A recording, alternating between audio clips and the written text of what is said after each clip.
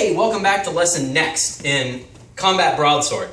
So far we've talked about footwork, we've talked about basic body position, we've done a couple short videos on the wrist and on the chest arch. Today what we're going to do is we're going to follow up what we did last time. Last time we talked about basic defensive positions. So by now, having practiced those diligently every day as I know you have, you are a veritable impenetrable fortress of blade defense. But it's no good if all you do is defend. Now we're going to teach you how to attack, okay?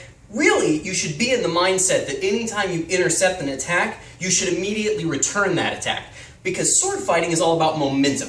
Who has momentum? If I attack my opponent, I have momentum. I am dictating their actions. They are forced to respond.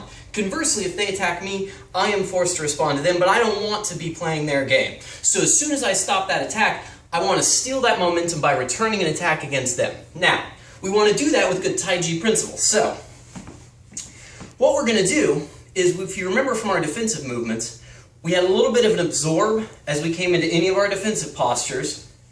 What I want to do now is I want to turn that absorb into the typical coil and release action I see in any taiji motion if you've practiced the empty hand form or the broadsword form. So what I want to work on is creating a circle because the Tao is heavy. I don't want to stop it and try to change directions. That's going to take too long, it's going to be too slow, it's going to be too cumbersome, and most importantly, not very taichi. So what I want to do is I want to absorb and turn that hand into a circle and let that circle guide the blade. But where is that circle coming from? Dantian. So I'm going to turn those hips to catch the blade, roll the hips back out, and make a follow-through cut. Same for any of the 5 positions we talked about. Intercept, cut. Intercept, cut. Intercept, cut. Intercept, cut. And you can see in all these positions, there's never a point where I stop and come back. There's always that sense of taichi rolling. And what that means is that I can move very fluidly between these positions without ever stopping the broadsword. Because once I get it moving, I don't really want to stop it. I want to create that wall of moving metal between myself and my opponent. Now, obviously when the engagement breaks off, I'll return to my ready posture. It's not like it is in the Kung Fu movies where once we start fighting, we just fight. That's never really the way it works. We'll come together, we'll engage. Typically someone gets hit and the fight is over. Fights usually only last 1 to 2 exchanges, but if that doesn't happen, everyone typically backs up and goes, whoa, I lived through that. Resets and tries again. So be ready for that. But while you're in that engagement, you want to be able to keep the sword moving. And the secret to that is in that nice rounded absorb, return, absorb, return. Because even with that return, I want to keep that nice and soft and continue to lead with the hips. Because if I don't hit my opponent, the momentum has shifted back. Their blade is coming back for me. So I need to be able to absorb and return. Oh, here it comes. Absorb, return. Oh, here it comes. Absorb, return. Here they come. Absorb, return. In fact, if you've been doing these drills with a partner, which you probably should if you haven't found someone, shouldn't be too hard. It's Combat Broadsword. How super cool is that? Get one of your friends.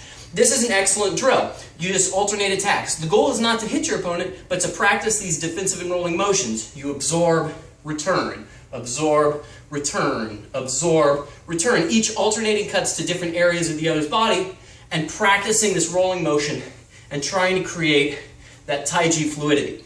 The other thing that I will note right now is you'll notice how close I'm keeping my elbow to my body. It's not tucked against me, but it's also not way out here. I'm not reaching way out. Later on, we'll talk John. That's going to be a really extended weapon. Broadsword, not so much. I want to keep that elbow tucked and keep the power tucked into the body. I want to keep tight, okay? So that's going to be how we're going to attack with the broadsword. Very brief demonstration. I'm going to get Matt back out here real quick. I'm just going to show you what that looks like. We're going to go kind of slow because we're not wearing protective equipment. This is for purpose of demonstration, but you can kind of see how this works. Now, Matt's been studying with me for a while, so he's prepared. So we're actually going to show you the drill I just talked about. He's going to attack me. I'm going to absorb, return. He'll absorb and return back and forth. We're not necessarily going to go through the specific lines. I think you guys can figure that out. We're just going to show you sort of what that looks like. Matt, you go ahead and start with the attack. So I absorb, return. He absorbs, returns. Absorb, return. Absorb, return. Absorb, return. And you can see how we're both just moving through these arcs, okay?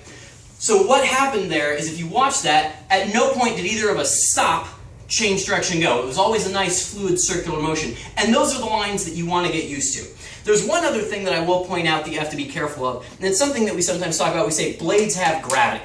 What that means is, let me get Matt back one more time real quick. If he attacks over here into my first line, there's a real tendency for new people to block this, and when they cut, to sort of stay here with this sword and get all tangled up in this weapon. I don't want to do that. When I absorb, I want to then come over, leave, come under, block, come around, but I want to get away from his weapon, so I'm not just cutting back in and essentially giving him my blade to defend with, okay? So I want to avoid that gravity of my opponent's weapon by leaving that weapon for my return cut, okay? So, connected elbow, moving all this from the waist, fluid motion, no stop and start, elbow stays close, blades have gravity. That's what you should be working on. Grab a partner, be safe. If you're going to start doing these drills a little bit faster, make sure you're wearing at the very least eye protection. We don't want anyone to lose an eye. If you do have any questions about this, please leave that in the comments below. Make sure you subscribe to our page. We've got more of these videos and a lot more stuff coming up for you pretty soon here. Also give us a like so everybody knows how great we are. We'll see you guys next time.